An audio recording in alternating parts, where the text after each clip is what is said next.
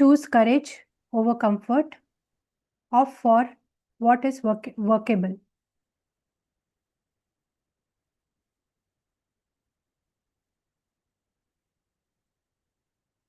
A friend of mine, I'll call him George, grew curious one day when he realized that his 4-year-old son had been in the bathroom long enough for things to become, in the parlance of an old cowboy movie, quiet to too quiet. George knocked on the bathroom door, then opened it to find George Jr. standing on a stool in front of the sink. George later recounted how time slowed to a crawl as he took in the scene. First, he noticed white stuff everywhere on the lavatory, the mirror, the floor, and all over his son's face. Then he saw the red stuff, less of it, but also widely distributed on the sink, the mirror, and the boy's chin, where it was streaming from a slash just below his mouth. Wanting to emulate his father, George Jr. had been trying to shave, and even though he had been using a relatively innocuous plastic handled safety razor, he had made an unfortunate lateral movement with the blade. Happily, the cut was not serious. Facial wounds tend to bleed above their weight class. And the only lasting effect was that the boy learned a valuable, albeit painful and scary lesson. This story is a messy reminder that humans are innately curious creatures with an inherent desire to learn and grow. Like George Jr., we all yearn to be competent and we increase our competencies by trying new things, even though, yes, we sometimes get ahead of ourselves. Ideally, the challenges we take on and the competencies we work to develop will help move us closer to the life we deeply want. As preschoolers, we are eager to take on the challenge and master the skill of tying our shoes, and this milestone can be pretty thrilling for children and parents alike. But after a while, in fact, very quickly, competence leads to complacency. Once you have got the hang of tying your shoes, there's not much to celebrate each morning as you lace them up. As we saw in the last chapter, that kind of routine competence is not necessarily a bad thing. When we make habits out of one's novel tasks, we free up mental energy, allowing us to get out the door and into the world so we can climb much higher mountains. As we have also seen, making habits out of behaviors we have consciously chosen and that are connected with our values is a key aspect of emotional agility. In certain areas of life, though, there is such a thing as being too competent. When we get too good at something, we can quickly find ourselves lulled back into autopilot mode, reinforcing not just rigid behavior but also disengagement, lack of growth, and boredom. In short, we fail to thrive. In one way or another, we have all experienced this kind of overcompetence. You are overcompetent in your job when you could do it with your eyes closed. When you already know what the day will bring, or when you are no longer experiencing an expansion in your skills or sense of possibility. You are overcompetent in your marriage when you know precisely what your wife's opinion about the movie will be, or when you may as well order your husband's dinner for him because you know what he's going to want from the menu. It happens in families when you can predict exactly how the conversation will go around the Thanksgiving table. Please don't get Uncle Low started on politics. It happens to you as a parent when you ask your teenager, "How was school today?" without looking up from your phone, and he responds, "Fine," without looking up from his. There is no challenge or joy or discovery when everything is reduced to routine, when every aspect of life has been staked out and subdivided as bland and predictable, perhaps even as comfortable as a Sunbelt suburb. By the same token, the opposite of overcompetence over challenge isn't greater either.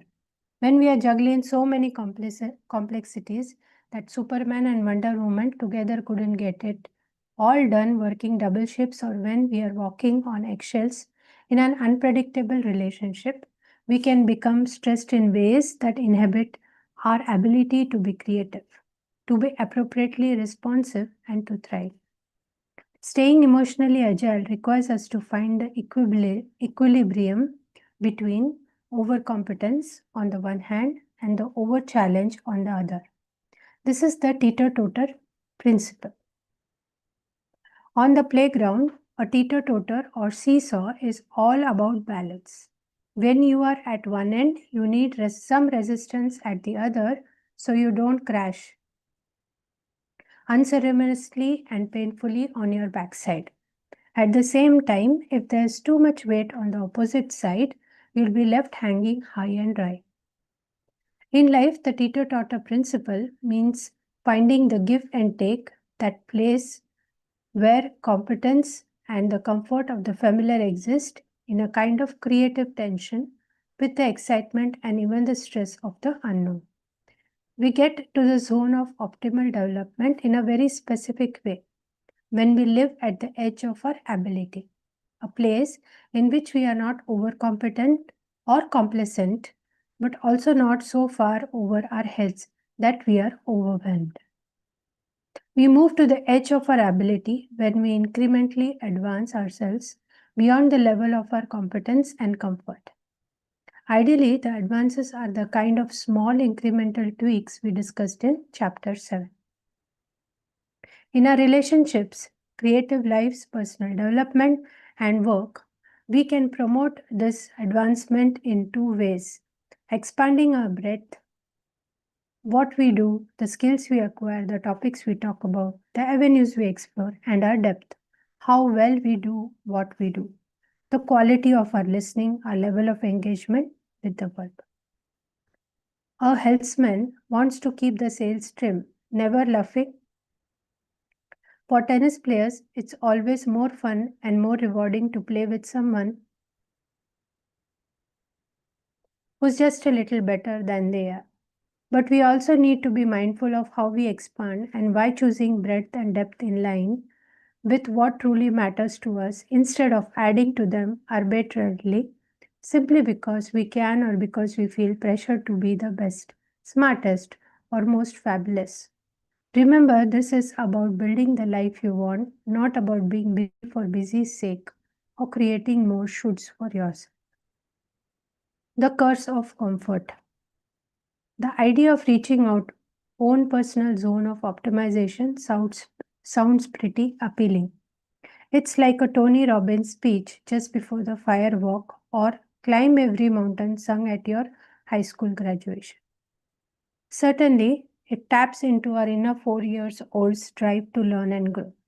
So, why are we so often left immobilized with one side of our teeter totter high and dry and the other side stuck in the mud? The biggest reason is fear. Just as we are wired to explore, we are also wired to keep ourselves safe. And our brains confuse safety with comfort. A comfort that can get us hooked. If something feels comfortable, as in familiar, accessible, and coherent, our brains signal that we are just fine where we are. Thank you very much. And if something feels new, difficult, or even slightly incoherent, fear kicks in. And while fear comes in all shapes and sizes, and sometimes it appears as procrastination, perfection, shutting down, unassertiveness, or excuses. It speaks only one word: no, as in, no, I will just screw it up. Nah, I won't know anyone there. Nope, that will look awful on me. No, thanks, I will sit this one out. That no has its roots in evolution at its most basic level and other than being frozen to the spot in fear. Animal behavior consists of two options: approach or avoid. Millions of years ago, if one of our proto human ancestors saw something that looked like food or mating opportunity, he would approach it. If it looked like trouble, he would avoid it, run and hide. Eventually, evolution began to favor certain pre Homo sapiens whose big brains led them, in the course of normal healthy development, to approach all sorts of new experience just for the heck of it. Like George Jr., with the safety razor, the young of these species could be fearless except under stress. When evolution saw to it that the other half of the ancient dichotomy would kick in, and the otherwise curious creatures would avoid anything the least bit unfamiliar, even grandma, until she had hung around for a while and maybe served up some up applesauce. Even today, children withdraw to this tattered and stinky old stuffed animals if they are feeling discomfort or fear. And our adult behavior is not all that different. Pretty much everyone has a beloved old sweatshirt they wear or a favorite place to which they retreat, maybe one where everybody knows your name when they are sad, tired, or under pressure. Studies show that when we make judgments about risk, we show a bias towards the familiar. For example, people assume that technologies, investments, and leisure activities are less risky or difficult the more familiar they seem, even when the facts suggest otherwise. That helps to explain why people can be terrified of flying when, according to the statistics, they are at greater risk of dying in a car accident. For most people, driving is a familiar, very everyday activity, while air travel is, relatively speaking, unusual and unfamiliar. Accessibility, the degree to which something is easy to understand, is another proxy in our brains for safety and comfort. In one study, participants were given two sets of the same instructions for the same routine. One set was printed in an easy to read font, while the other was in a font that took a little effort. Participants were asked to estimate how much time would be required to complete the described routine. When they read the instructions in the more accessible font, they guessed the routine would take about 8 minutes. But when they read the exact same instruction in lettering that was less user friendly, they estimated the routine would take them almost twice as long. Our bias in favor of the familiar and the accessible can even influence what we accept as the truth. We give more credence to opinions that appear to be widely held. Trouble is, we are not very good at tracking how often we have heard something or from whom we have heard it. This means it is if a simplistic, easily accessible idea is repeated often enough and we aren't listening to it with a critical ear, we may accept it as truth, even if the source is merely one zealot or one critical parent parroting the same ideas over and over again. The curse of comfort. Defaulting to the familiar and accessible wouldn't matter so much if the only place it led you was down the supermarket aisle, past the unfamiliar and difficult to pronounce exotic foods, and straight to your favorite brand of peanut butter. Its impact, though, is much more insidious and far reaching. It can lead to mistakes that waste our time and keep us from getting where we want to go, sometimes literally. Imagine you are running late for an important appointment and the traffic on your usual route is snarled up. You know there's a quicker back way that requires bushwhacking through some side streets, but you have driven it only once or twice. When you are under pressure and you really have to be on time, research shows you are more likely to stick with the devil you know, the familiar road, even though it's jammed, than to try the unfamiliar route shortcut, thus pretty much guaranteeing you will be late. In the same way, the stress of having your doctor tell you that you need to lose weight, lower your cholesterol, and exercise more can actually increase the comforting appeal of those familiar Krispy Kremes. Neuroimaging bears bears out the ways we neuroimaging bears out the ways we react to the discomfort of uncertainty. When we face known risk, a bet, let's say, with odds that can be calculated, there is increased activity in the reward areas of the brain, especially the striatum. But when we have to place a bet with nothing quantifiable or familiar to go on, our brains show increased activation in the amygdala, an area associated with fear. In one study, a small amount of uncertainty made participants significantly less willing to take a modest gamble. Oddly enough, the risk was not whether they would win or lose, but how much they would win. Even though it was all upside, the lack of clarity was enough to make almost 40% of the participants opt not to take the bet. Anytime are gaps in our knowledge, fear fills in those gaps, a fear that overshadows the possibility of a payoff. Anyone would like to continue from the coherence of bad decisions? Yes, I may. Yeah, please. The coherence of bad decisions. The fear factor actually increases its subtlety and complexity the more that insecurity and loneliness enter the picture. That is because humans evolved as a social species that always needed to be part of the family or the pack for survival.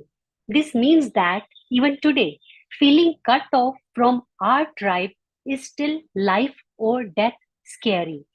The bigger and more sophisticated brain that makes us explore as part of our nature evolved primarily because it enabled an otherwise unimpressive ape to manage a larger and more complex social structure. More brain power made us better at judging reliability and trustworthiness beyond kinship, thereby becoming better at creating and maintaining mutually beneficial coalitions that allowed the scrawnier but brainier species, the one that led to us to outcompete the brawnier but dumber and less cooperative ones that led to the chimps and gorillas. Eventually, this organ for making sense of the social environment became so sophisticated it began trying to make sense of everything.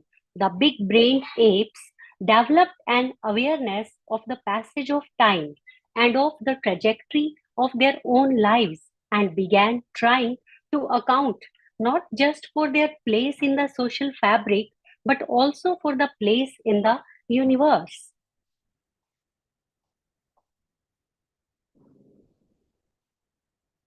They became self aware, possessed of something called consciousness.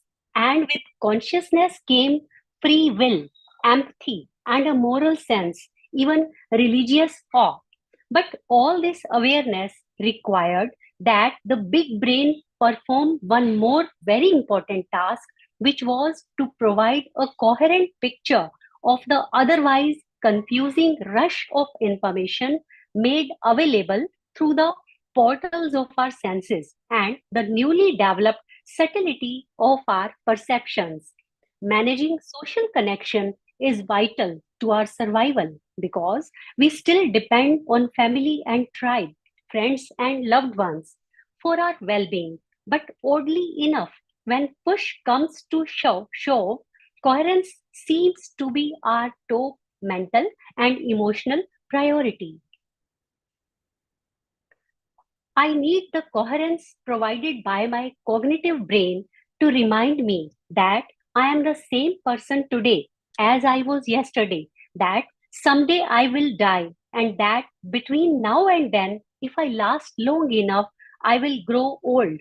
So it would be wise to plan for that and to make the most of the time I have.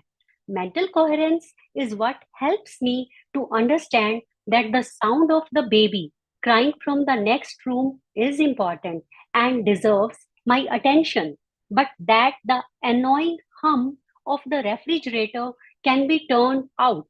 Without coherence, we would be like schizophrenics, unable to filter the stimuli around us and responding to perceptions that don't matter or that may not even jibe with external reality.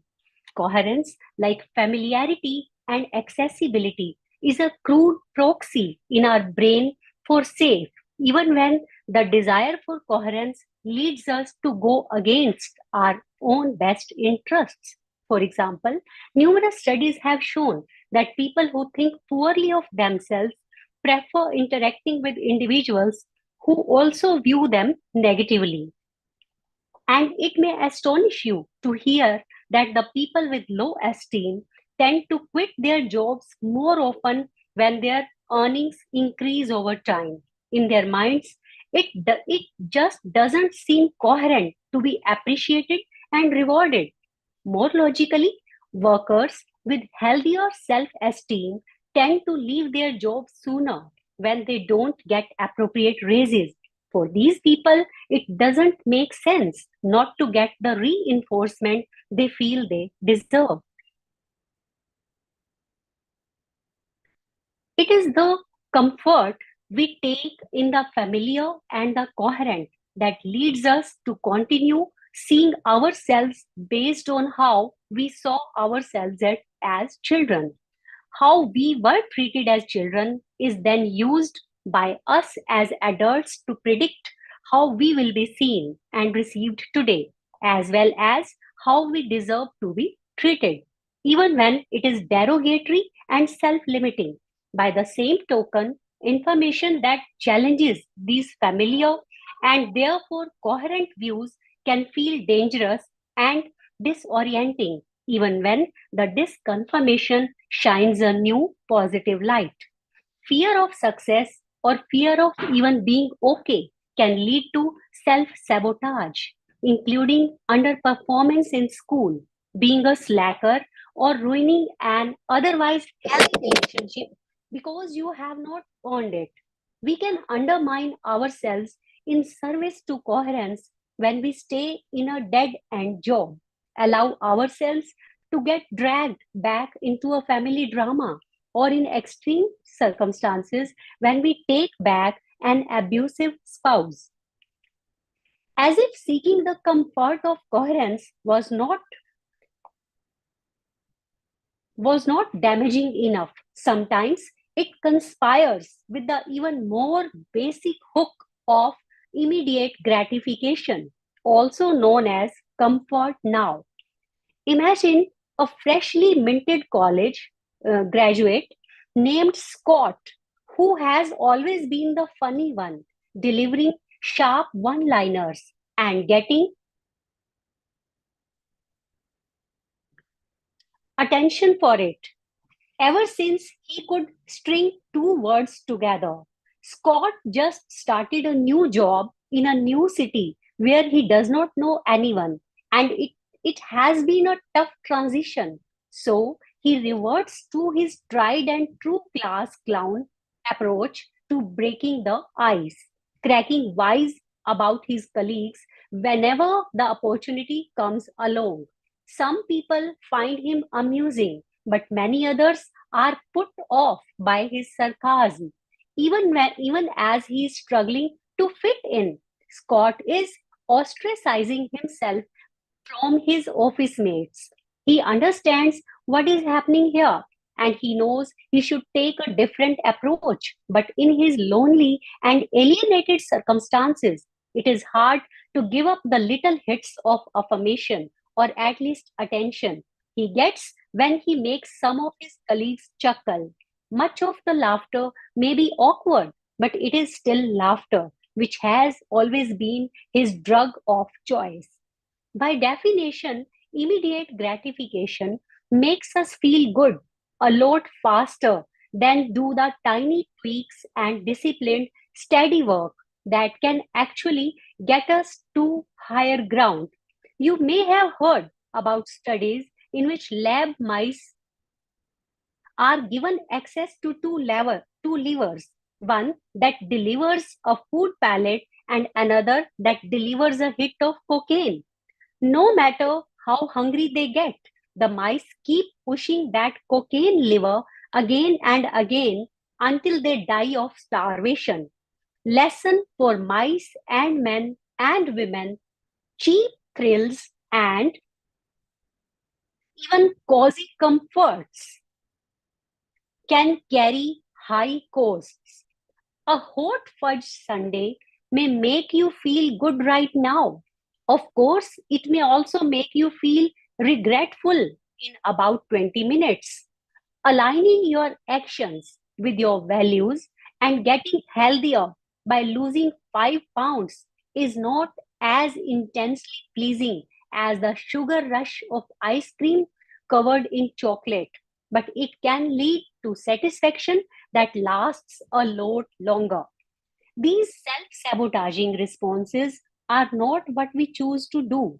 They are what we have been conditioned to do and will continue to do until we unhook from the flight to the familiar and find the agility to shut down the autopilot, show up, step out, and take agency of our own lives. That is how we are able to continuously embrace the challenges that allow us to thrive.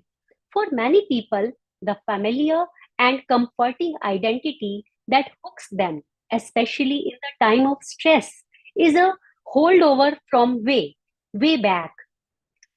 The high school baseball star and the beauty queen of Bruce Springsteen's glory days come to mind as perfect examples. But the more emotionally agile path involves letting go of the moldy oldie aspirations that were a very narrow and perhaps naive definition of self, and working to strengthen the meaning derived from actions that embody the more mature values appropriate to the here and now. When you have got 3 kids to put through college, it is time to file the glory days in the attic and explore something new. Choosing challenge. In his best selling book, Good to Great, Jim Collins says, good is the enemy of great. I beg to differ. I think avoidance is the enemy of great. Avoidance, particularly avoidance of discomfort, is even the enemy of good. It is the enemy of the growth and change that lead to flourishing. When we say, I don't want to fail, I don't want to embarrass myself, I don't want to get hurt, we are expressing what I called dead people's goals. That is because the only people who never feel discomfort for having made fools of themselves are, you guessed it, dead. The same goes for people who don't change for or mature. As far as I know, the only people who never feel hurt, vulnerable, mad, anxious, depressed, stressed, or any of the other uncomfortable emotions that come with taking on challenges are those who are no longer with us. Sure, the dead do not annoy their families or co workers, cause problems, or speak out of turn. But do you really want the dead to be your role models?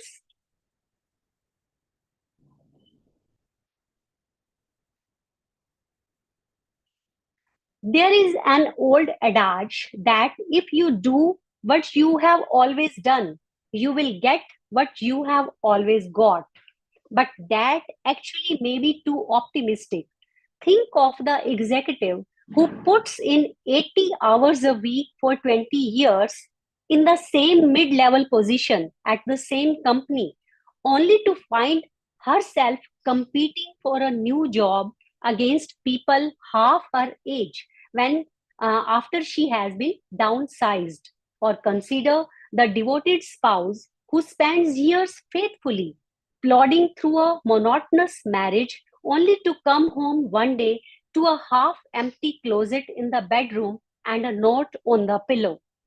To stay truly alive, we need to choose courage over comfort so that we keep growing, climbing, and challenging ourselves. And that means not getting stuck thinking we have found heaven when we are simply sitting on the nearest plateau. But according to the teeter-totter principle, we also don't want to be overwhelmed by taking on unrealistic goals or by thinking we can get to our personal mountain top in one sudden burst of effort. Perhaps the best term to describe living at the edge of our ability, thriving and flourishing, being challenged but not overwhelmed, is simply whelmed. And a key part of being whelmed lies in being selective in our commitments, which means taking on the challenges that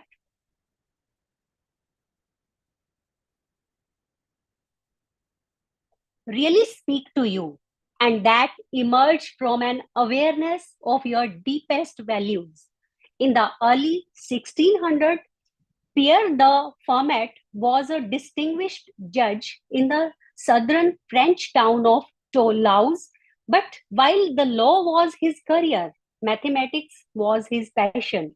On a wintry day in 1637, when Fermat was reading an ancient Greek text called Arithmetica, he scrawled a note in the margin. It is impossible to separate any power higher than the second into two like powers. I have discovered a truly marvelous demonstration of this proposition, which this margin is too narrow to contain. Well, thanks a lot. Pierre talks about a tease, word of the intriguing proof for this old mathematical theorem got around and by the 19th century, where academies and wealthy individuals were offering prizes to anyone who could find the solution. Proto Pocket Protector, geeks from far and wide tried to find a proof, but without success. Fermat's last theorem remained elusive. Then in 1963, a 10-year-old British schoolboy named Andrew Wiles stumbled on the problem in a book at his local library. Immediately, he vowed to solve it. 30 years later, in 1993, Wiles announced he had found the proof. Unfortunately, someone uncovered a subtle flaw in his calculations, so he dived back in for another year, rebuilding his proof until it was perfect. Finally, nearly 4 centuries after, Fermat first scrawled his provocation in the margin of Arithmetica. The greatest puzzle in mathematics was solved. When asked why so many people, including himself, had put so much effort into solving what amounted to an abstract mind game, Wiles answered, pure mathematicians just love to try unsolved problems. They love a challenge. In other words, what spurred Wiles on was not the hope of success or glory, but simply a deep intellectual curiosity in the beauty of math. This is the same kind of curiosity that led our ancient ancestors to leave the rainforest, to explore the grasslands, to discover agriculture and found cities, and eventually to migrate across the globe. It is why our species is landing rovers on Mars, while our genetic cousins, the chimps, are still looking for lunch by digging termites out of mounds with sticks. Of course, the curiosity that will lead to the right kind of challenge, persistence, and success will be different for different people. A task that could have me pulling my hair out might be a breeze for you. Something that fascinates someone like Wiles might bore you or me. And while your colleague may be satisfied being a mid level manager, You may not consider yourself a success until you own blocks of Manhattan real estate with your name plastered all over them in gold. Some people might need an Ironman race to get their juices flowing, but for others, walking around the block without getting winded might be just the right level of challenge for now. Whatever we choose to take on, the trick is to remain whelmed, to get the balance right between challenge and competence. Next is staying whelmed. In the 1880s, during the heyday of Morse code, two researchers from Indiana University, William Lowe Bryan and Noble Harter, wanted to find out what made an average telegrapher into a great one. For a year, they monitored the telegraph operators' speeds, and from this data, they plotted a graph. What they found was that the more a telegrapher practiced, the faster he became.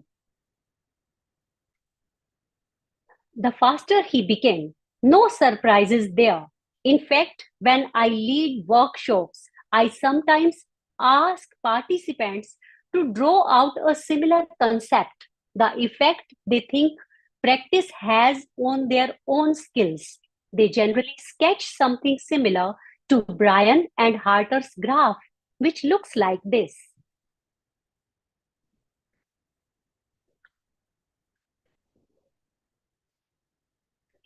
Most people believe that after a while, practice matters less and their mastery of a particular skill begins to plateau.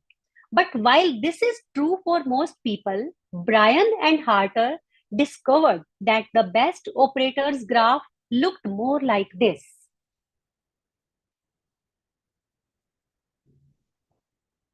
The majority, 75% of the operators, gave up serious practice after they had reached what they assumed was their peak skill level. From there, they settled on the plateau, but 25% were able to break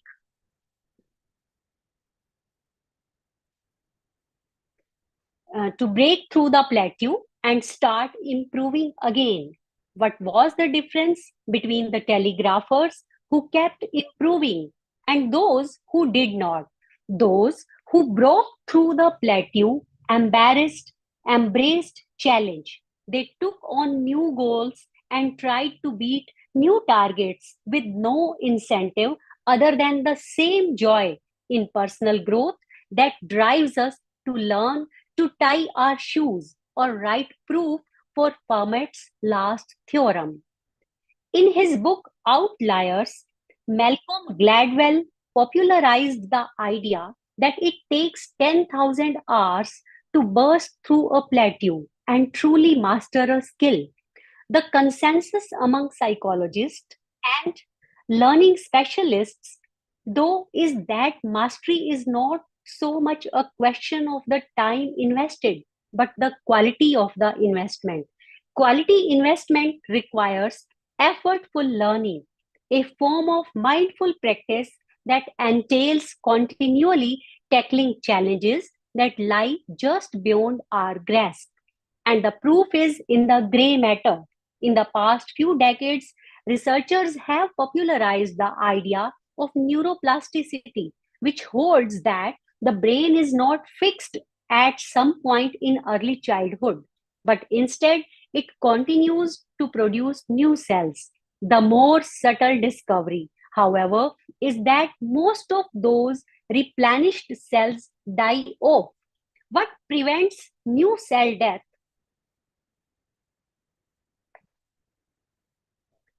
That most of those one line remains, I think. Yes. It's not visible. What prevents new cell death and in fact connects the new neurons into synapses and integrates them into the brain's architecture and potential are effortful learning experiences. Our brains don't grow if we simply spend 10,000 hours playing Stairway to Heaven on the guitar, God forbid, or simply repeat the well practiced steps of gallbladder surgery, assuming one has the credentials and a willing patient. Effortful learning means mindful engagement that continues to expand the boundaries and increase the sophistication of one's knowledge and experience. Most everyone engages in effortful learning when they first take up something new. But once we reach an acceptable level of performance, being able to keep up with our golf buddies or running partners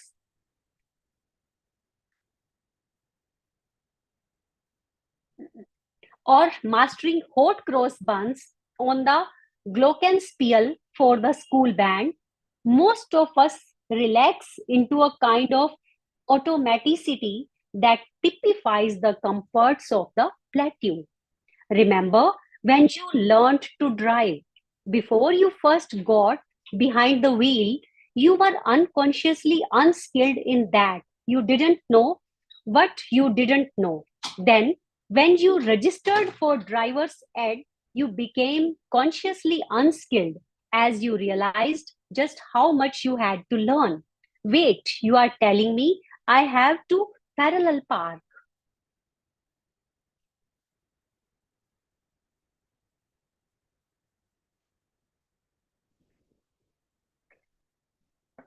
It is in that receptiveness to new experience that effortful learning kicks in.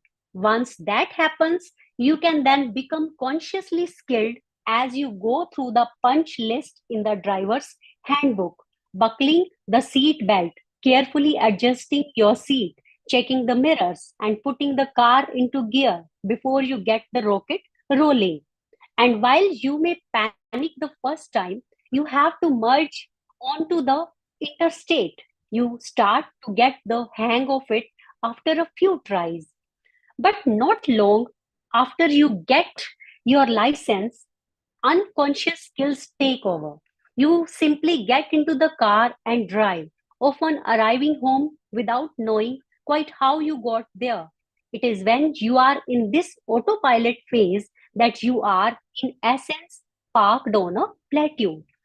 When you are consciously unskilled or consciously skilled, you are still within the zone of a optimal development because you are open to receiving more knowledge. You may be a beginner and therefore a little shaky, but at least you have the beginner's mind, which includes the desire to grow and the willingness to learn. You might also be a little stressed, which is not a bad thing. For decades now, we have been taught that stress is psychological enemy number one, a killer of well-being to be avoided at all costs. Certainly, stress does have its own downside. Biochemically speaking,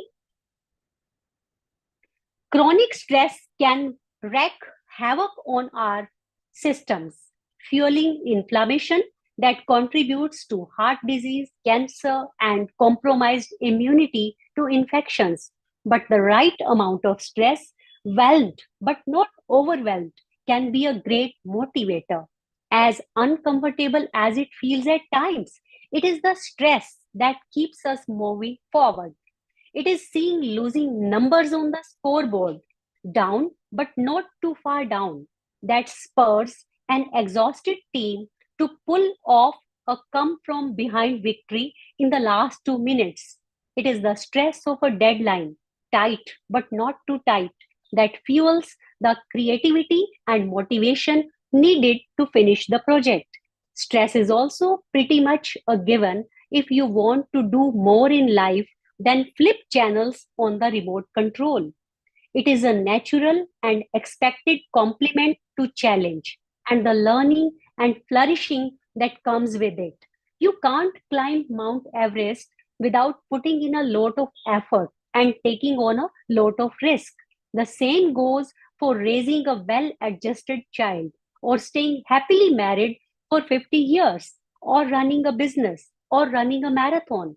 No one ever got anywhere that mattered without stress and discomfort. Leaving the plateau. So, how can we apply what we have just learned to our own efforts to leave the plateau?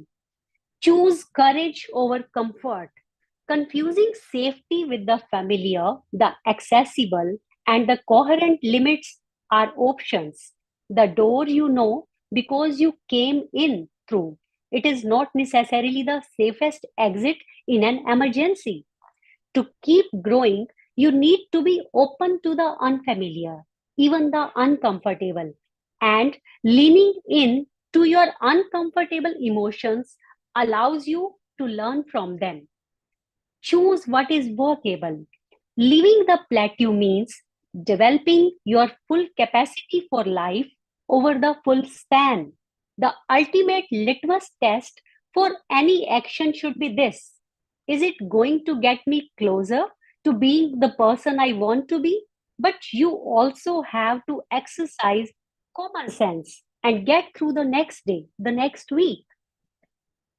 The workable choice is the one that is appropriate for whatever short-term constraints you face, but that also brings you closer to the life you want to live over time. Walking out on a marriage does not always make sense, but neither does biting your lip and avoiding difficult conversations. Allowing misery and misunderstanding to persist. The courageous solution is also the most workable. Have the uncomfortable conversation and get down to what is real. Keep going, keep growing. Flourishing means expanding both the range of what you do and the depth or skill with which you do it. As for range, ask yourself, what have I done lately that scares me? When was the last time I tried something and failed? If you draw a blank, you are probably playing it too safe. As for depth, when was the last time you felt vulnerable because you were investing your full passion and really laying it on the line? Perhaps in creativity on the job, perhaps in relationship. Do you truly know the people around you, or do you rely on small talk to limit anything deep and real? If you were going to die this evening, what would you most regret not having said? Grit versus quit. Even if we choose courage over comfort and engage with life at the edge of our ability, emotional agility is not always a matter of charging full steam ahead, damning all the torpedoes, and tackling your objectives no matter what the cost. If you are making choices genuinely aligned with your values, there may come a time when the only smart thing to say is enough is enough. The English are famous for their stiff upper lips and for putting phrases like keep calm and carry on tourist t shirts. It is a refined way of saying when the going gets tough and the tough gets going. In America, we tend to express the same sentiments through the frontier virtue of grit. Even our favorite t shirt, worthy phrase, the American dream, implies that we can accomplish anything we set our minds to as long we keep our heads down, one eye on the prize and the other eye on the bottom line, our nose to the grindstone, our shoulder to the plow, and so on. Grit embodies but is not the same as resilience, ambition, and self control. The University of Pennsylvania psychologist and researcher Angela Duckworth defines it as a passion and sustained persistence in trying to achieve a goal over the very long haul with no particular concern for rewards or recognition along the way. Resilience is about overcoming adversity, ambition, at some level suggest a desire for wealth, fame, and or power. Self-control can help you resist temptations, but that does not necessarily mean you are persistently pursuing a long-term goal. Grit is a special case that, according to Duckworth's research, is an important predictor of long term success. Teachers who are gritty stay in the profession for longer and are more effective than those who are not. Students who are gritty are more likely to graduate. Men who are gritty stay in marriages longer, a finding that interestingly does not apply to women. Emotional agility can help one develop grit since it allows us to unhook from difficult emotions and thoughts, manage setbacks, and identify our values so we move toward a long term goal worth pursuing. But it also allows us to let go of those goals once they no longer serve us. Earlier, we established that a sign of being hooked is when your emotions drive you in ways that don't align with your values. While the passion part of grit is important, it is healthy only when you are managing the passion rather than letting it manage you. Passion that becomes an obsession to the point of obscuring other important life activities is not going to help you thrive. You can persevere, working like a dog at a project or task, and possibly even deriving a sense of accomplishment from it. But if all that effort and determination is not in service of your life's goals, then it is just not serving you. While Duckworth's work accounts for the importance of values alignment, popular usage equates grit with a never say die attitude, and those who fail to press on no matter what get labeled as weak, lazy, or even cowardly. But emotional agility leaves room for the considered decision to quit something that is no longer helping you. And that can be a very good thing.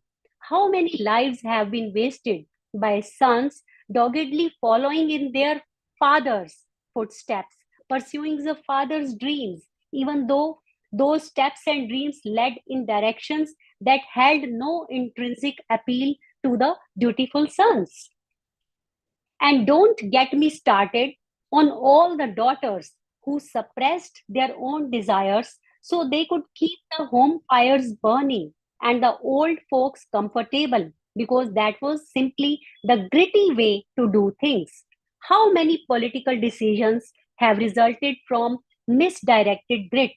During the Vietnam War, President Johnson's cowboy grit expressed his refusal to be the first American president to lose a war, made him press on even though he admitted privately as early as 1965 that the war was unwinnable. Dylan Roof, the shooter responsible for the 2015 massacre of 9 people at the Emmanuel African Methodist Episcopal Church in South Carolina was quoted as saying he almost didn't carry out his plan for the mass murder because the people of the congregation were so nice. But in the end, he did because he had to go through with his mission. That is an egregious and profoundly sad case of grit gone awry. For the rest of us, hanging on to unrealistic or harmful goals, often driven by unexamined emotions, is the worst kind of rigidity, leading to all sorts of misery and missed opportunities. Many people invest years pursuing unsatisfying or unrealistic choices because they are afraid to admit their error or that their values have evolved. And by the time reality forces them to change course, other ships have sailed. It may be, alas, that the novel you have been laboring on just doesn't work and needs to be set aside for other pursuits. It may be that even though you got the lead in all your high school musicals, you are still not Broadway material. Or perhaps you have realized you are in the wrong romantic relationship, but you are reluctant to break it off because you have already invested years of your life in it. Okay, we'll stop for today here. Yeah. Yeah. Yeah.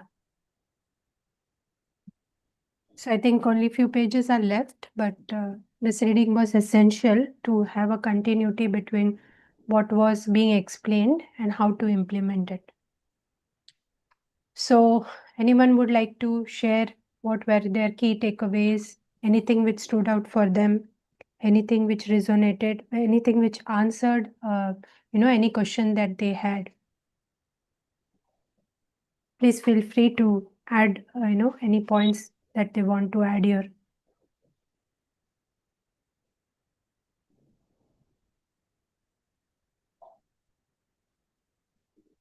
Anyone? I'll go first. I've got to leave. Yeah. So I joined later in the session. The thing that worked for me or that rang a bell was the fact that you have to keep challenging yourself, once you reach the plateau and not uh, leave the course because of maybe stagnation or uh, frustration. So that is what actually was a, bulb on moment for me. Right. Anything which resonated with your experience? So yeah, this is what I'm saying, that why did it make more? Because I am going through that stage. I think I've mentioned earlier also that I've come to a stage wherein you see that whatever efforts you're putting in are not giving the results that you thought would come your way, and that is when you think of uh, changing course. So this is what has reminded me of the fact that okay, a little more push is what is needed and not just a course redirection. So this is from what I am going through, that is making sense for me. Right. Right. Anything else you want to add with reference to this book that you have read so far? Anything that you have implemented?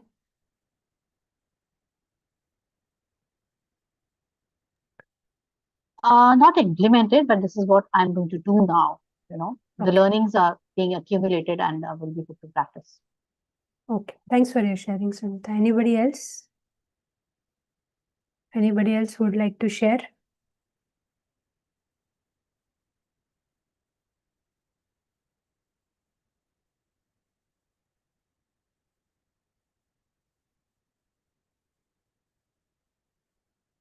Hi, I joined very late Hmm. and have been irregular in this reading.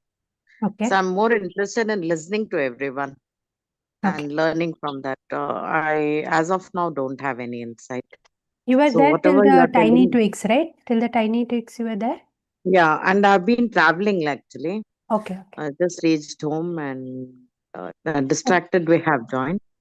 So if okay. anyone says anything, I'll listen to it and learn from that. Thank you. Okay. Anyone else interested in sharing the key takeaways today?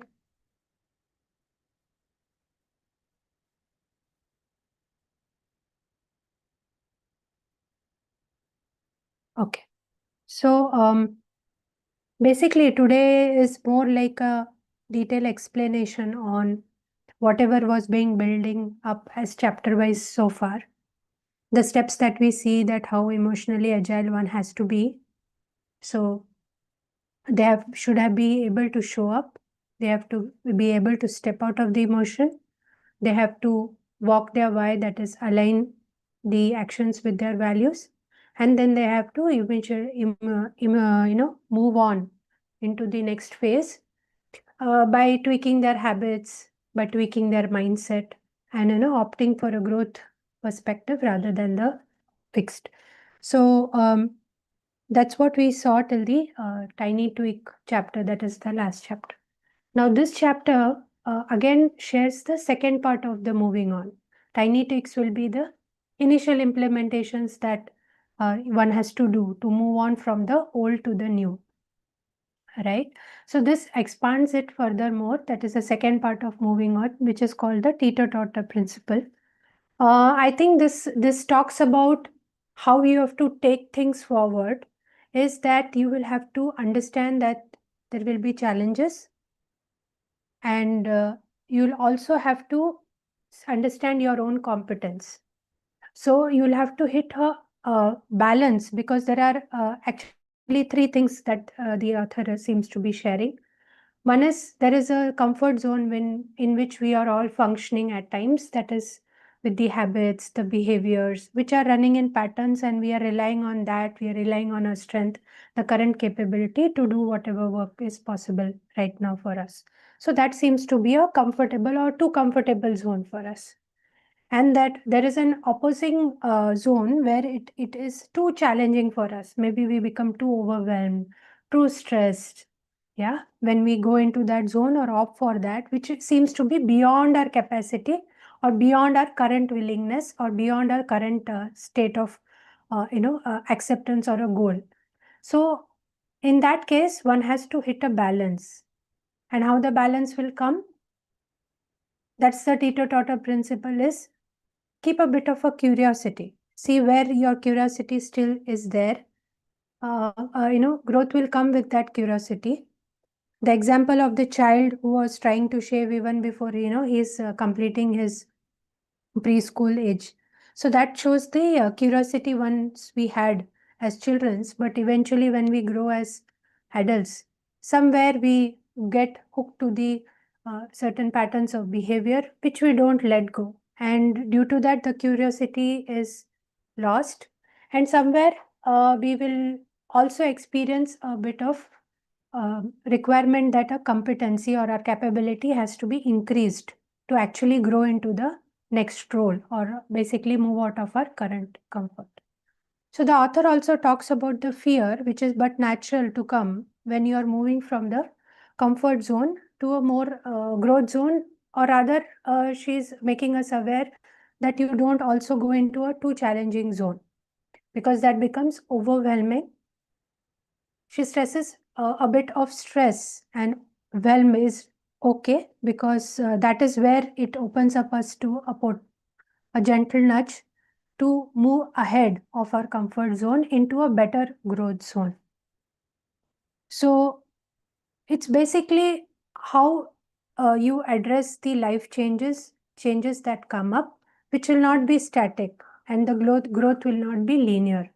So it will grow, there will be a plateau, and again that will grow. So it also talks about consistency that one has to maintain, and for doing that there has to be some ongoing adjustments based on the the issues or problems that comes. Only then you will be able to really show grit and actually move on.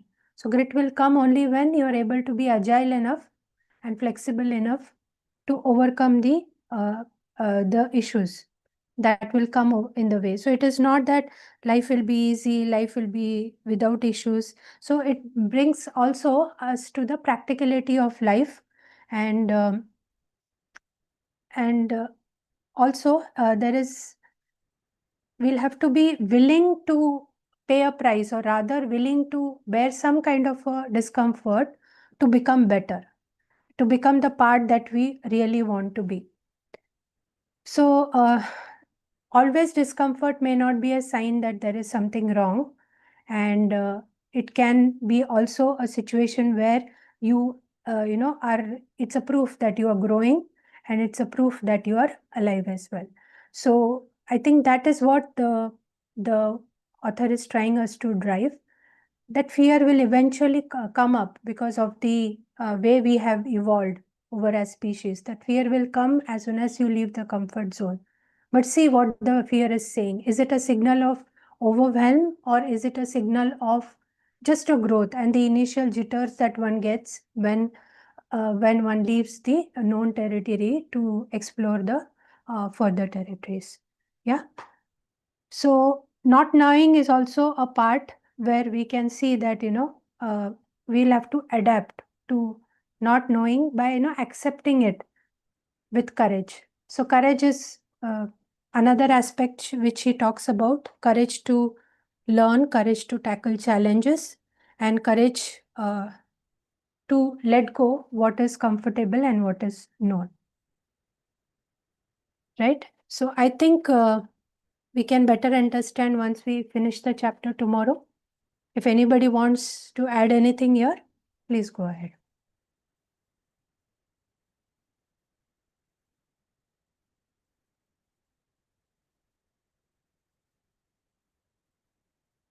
Nothing? No, nothing from my end. Okay.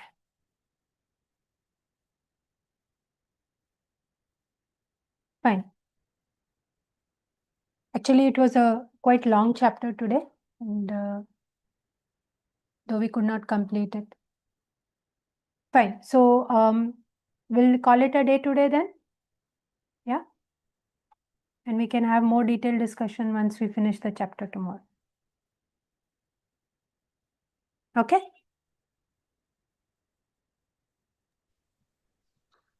Yeah. Okay then. Thanks everyone. Thank you. Yeah. Bye-bye. Thank you. Thank you, everyone. Bye. Thank you, everyone. Bye bye.